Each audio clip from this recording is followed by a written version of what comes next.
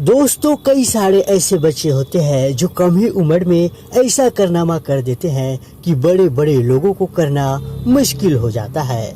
आप देख लो सोनू को ही। सोनू सिर्फ 11 साल का ही है। सोनू 11 साल की उम्र में ही 2 किलोमीटर साइकिल चला के मुख्यमंत्री से भी मिल लिए। हालांकि सोनू का बोलने का अंदाज ही कुछ ऐसा था कि वो रातों रात वायरल हो गए। लेकिन सोनू आईएएस बनना चाहता है।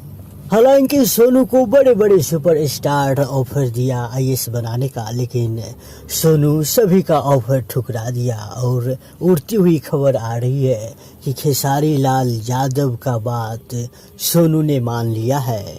सोनू शायद अब खेसारी लाल यादव के साथ ही रहेगा, क्योंकि सोनू भी यादव है और खेसारी लाल भी यादव है। दोस्तों, इसके बारे में आपको क्या करना है आप कमेंट करके बता सकते हैं।